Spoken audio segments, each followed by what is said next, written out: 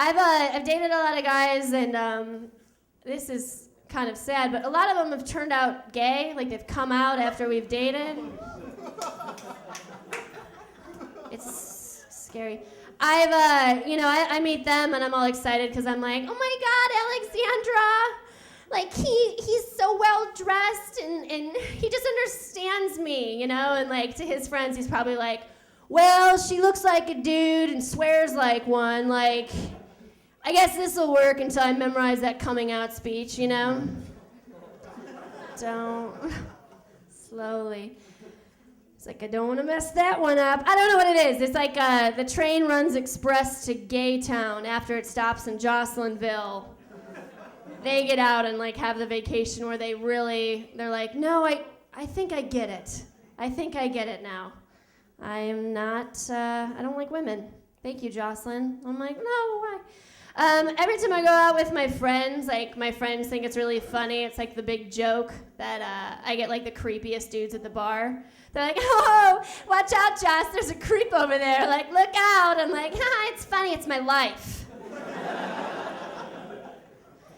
But I was in New York and I had this guy come up to me. He was like in his like mid-50s. He's like totally hammered out of his brains. And he comes up to me, he's like, I like you because you look like you're 12. He's like, but I ain't no perv or nothing.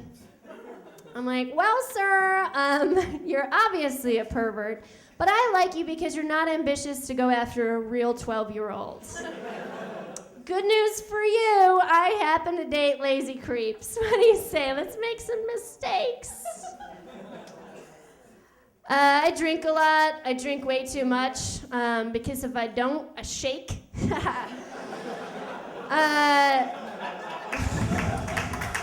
True. But something weird happens to me. I don't know if it happens to you guys. When I get drunk, I get really rich. All of a sudden, I start thinking I have all this money. I'm like loaded. Totally broke. I go up to the bartender and I'm like, hey, put everything on my tab. Don't let anybody pay for nothing. I got this one. It's like the credit card I applied for because I actually needed the free t-shirt that they offered with it. Like, that's... But in New York, they have this jukebox that takes credit cards. Like you actually can pay for it with a credit card. So I wake up after like this long night out, and I'm already angry because I've already spent, I've already gone over my balance in my bank account. But I find out that I spent $130 on a jukebox. Yeah, I put on my credit card. I'm like, what could I have been doing? I wanted to call a woman that worked at the jukebox place. Like, she would, like, this actually would be something. Like, in my head, I'm like, I know what I'll do. I will call and demand to know what happened. So I call up the thing, and I'm like, I would really like to know how $130 happened. And she's like, all right, let me break it down for you. We've got 33 plays of Living on a Prayer. Is that you? I'm like, yes.